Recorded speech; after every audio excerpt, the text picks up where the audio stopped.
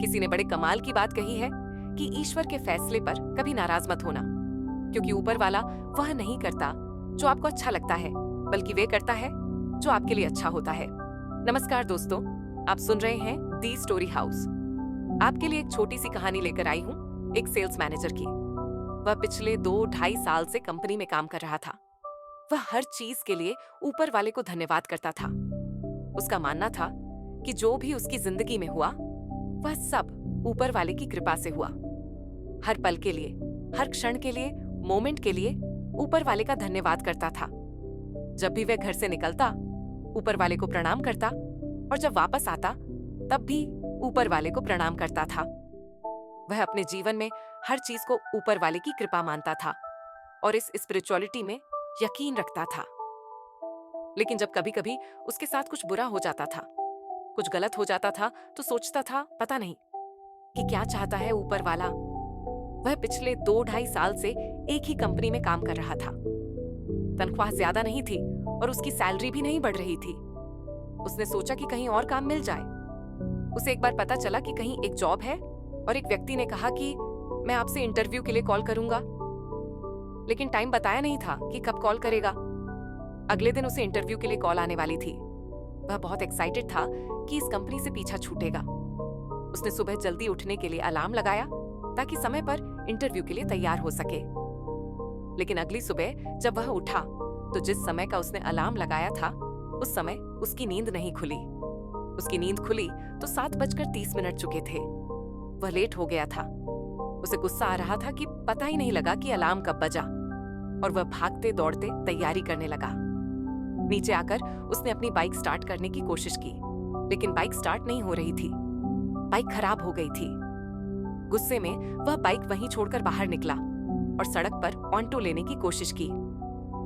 बड़ी मुश्किल से उसे एक ऑन्टो मिला और वह ऑफिस पहुंचा, लेकिन वह बहुत लेट हो चुका था। वह बहुत गुस्से में था और उम्मीद कर रहा था कि उसे कॉल आ जाए ताकि वह इस कंपनी से निकल सके। लेकिन लंच टाइम तक भी कोई कॉल नहीं आई। वह ऑफिस की कैंटीन में गया क्योंकि सुबह जल्दी जल्दी मैं वह टिफिन भूल गया था। लेकिन कैंटीन माए ताला लगा था और कैंटीन बंद थी। उसे और गुस्सा आ रहा था कि क्या दिन जा रहा है, आज का बेकार दिन है।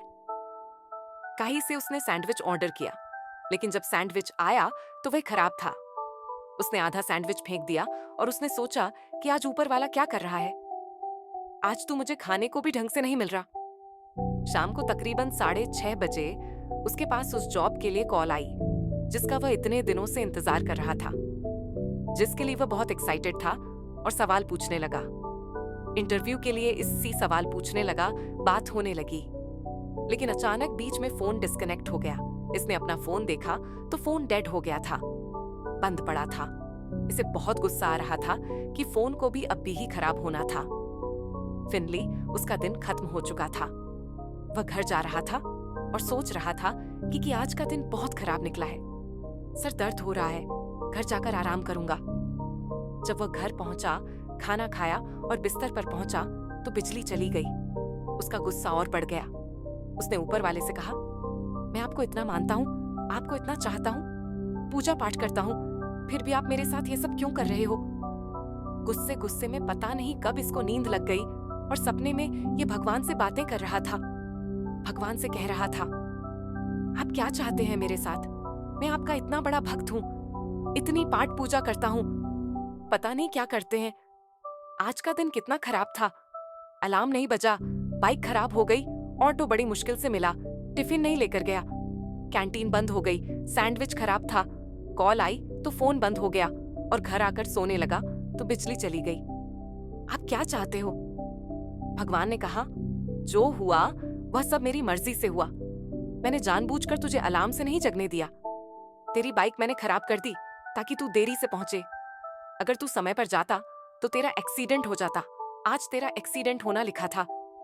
अच्छा हुआ कि कैंटीन बंद थी क्योंकि उसका खाना खराब हो चुका था।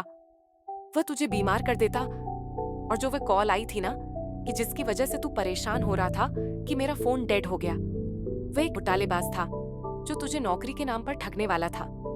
इसीलिए तेरा फोन मैंने बंद करवा दिया। और जो बिजली चली गई थी वह इसीलिए थी कि अगर बिजली आ रही होती तो तेरे घर में शॉर्ट सर्किट की वजह से आग लग जाती।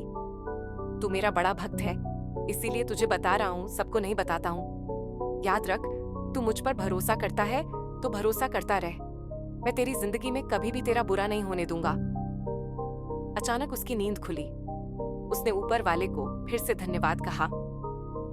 लाइफ में कई बार हमें लगता है कि हमारे साथ में बुरा बुरा हो गया, गलत हो गया, ऐसा नहीं होना चाहिए था। लेकिन अगर आप पलट कर देंगे पिछले कुछ सालों में, तो हमें महसूस होगा कि जो हुआ वह हमारे फायदे के लिए ही हुआ। हर पल के लिए, क्षण के लिए ऊपर वाले का शुक्रिया अदा करते चलिए। ऊपर वाले का आशीर्वाद, अपनी सच्ची मेहनत और अपनों के प्यार से कर दिखाओ वह सब कुछ जो दुनिया करना चाहे आपके जैसा। दोस्तों, आपको ये कहानी कैसी लगी? कमेंट करके बताइएगा जरूर। अगर आपको ये वीडियो पसंद आई हो तो चैनल दी स्टोरी हाउस को लाइक, शेयर और सब्सक्राइब करना न भूलें। अगली वीडियो में फिर मिलेंगे। अलविदा।